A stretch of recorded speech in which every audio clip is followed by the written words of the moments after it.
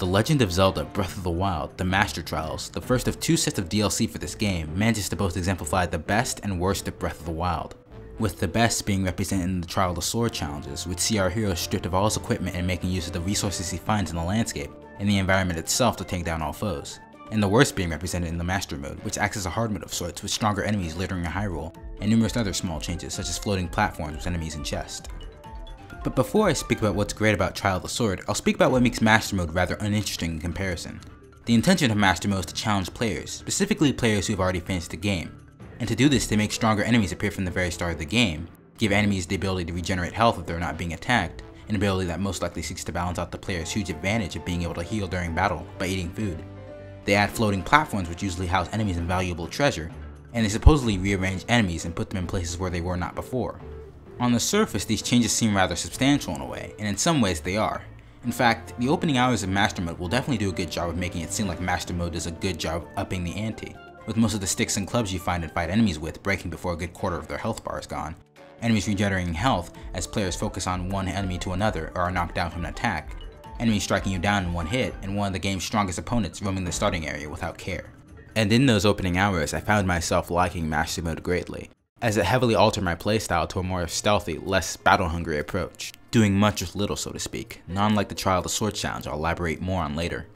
But as you progress through the game, you begin to realize how superficial the changes are. You notice how limited your combat options are, and how you're pretty much better off not engaging in combat due to how much weaponry you stand to potentially lose. A problem that kind of plagued normal mode in some respects, but was alleviated by the fact that enemies were much quicker to kill, and this problem mainly only affected the lower tier enemies. Here, however, you can have strong silver bokoblins, silver being the highest tier of enemies in normal mode, that carry garbage weapons, incentivizing you not to fight at all because the payoff for that fight simply isn't worth it here at all. One-hit kills are something that occur often in Master Mode, but aren't uncommon in Breath of the Wild's normal mode either. Depending on how you went about upgrading your character in normal mode, you easily could have played through the game with a character so fragile they would die in one hit to the enemies they encountered outside of the starting area, much like I did for many hours in my initial run through Breath of the Wild. Combined with those issues, you're heavily encouraged to rush in and be as mindlessly aggressive as possible. You can't be sneaky beyond an opening attack or two, and you cannot use an inventive, experimental, or tricky battle tactic like what normal mode encourages, because these take too long and enemies will recover almost instantly, and you will just waste more resources in the process. You'll certainly find yourself using the environment more to push enemies into the water and drown them, and potentially burn them with fire on occasion, but that's about it. Master Mode really limits the experimentation normal mode so heavily emphasizes and loses out on something central to Breath of the Wild. Another problem with Master Mode is that it seeks to challenge you at the beginning, but after you obtain many great items from the floating platforms, as well as good items from standard progression, it becomes significantly more manageable, and kind of becomes exactly the same as playing on normal mode, except with less options at your disposal. The floating platforms also don't add much to the experience, but easy enemies to take out around towers, waterfalls, and bridges, and basically free loot from treasure chests if you use the Magnesis rune to grab them, which makes the progression in power occur at an even faster rate than normal. The problem with Master Mode is if you're already a quote-unquote master at Breath of the Wild and know how to get good gear and know how to fight all the enemies and how to do all the puzzles, it really doesn't test your skills at all. It merely readjusts some settings and makes things kind of less interesting to play because of the lack of variety in terms of viable playstyles and options when facing enemies. A good hard mode in the game should test the skills the player has learned in normal mode and push the way they apply those skills to the next level, akin to how action games designed around being replayed on higher difficulties like Ninja Gaiden, Bayonetta, God Hand, and numerous other action games like those operate. In Breath of the Wild's case, it should have tested how adaptable the player is, or something akin to that.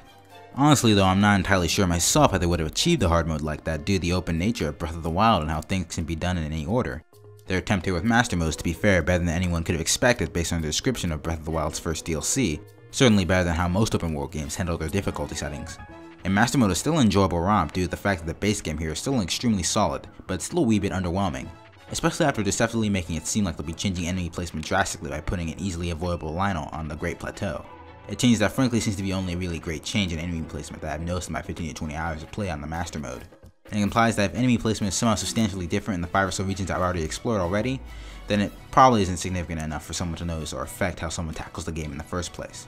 Trial of the Sword on the other hand, that right there doubles down on Breath of the Wild's best core ideas and runs wild with them.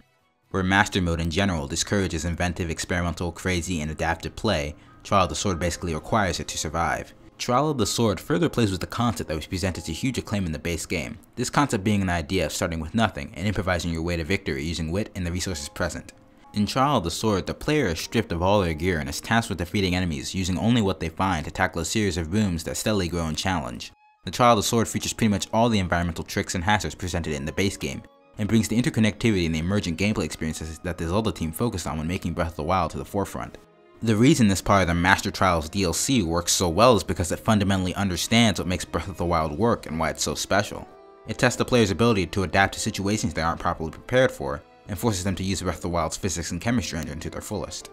It ironically puts up more of a challenge than Master Mode ever could, and makes me wish Breath of the Wild's DLC rollout focused more on giving us content like this, rather than a half-baked hard mode instead of middly awesome looking armor sets that take inspiration from past Zelda games. I mean, just imagine a mode in a Zelda game, or perhaps a new Zelda game altogether, featuring your character progressing through randomized rooms featuring randomized elements, enemies, and bosses that build upon Breath of the Wild's gameplay and chemistry system of things like lightning interacting with metal objects, and fire with wood objects. Something like Binding of Isaac's roguelike randomized dungeon crawl where every run through the game is unique and different. I don't know, it just seems like a cool idea to me. Anyway, the Breath of the Wild's DLC, the first of 2 sets of downloadable content for Breath of the Wild, shows a dichotomy in how good and bad the second set of DLC for this game can be. One part of this DLC understands what makes Breath of the Wild wonderful and uses it as its greatest strength, while the other part loses sight and hinders its own great design, unfortunately. Let's hope the second batch of Breath of the Wild's DLC, the Champion's Ballad, which seeks to be more story focused and give us a brand new dungeon, can deliver more great content in a more well-rounded way.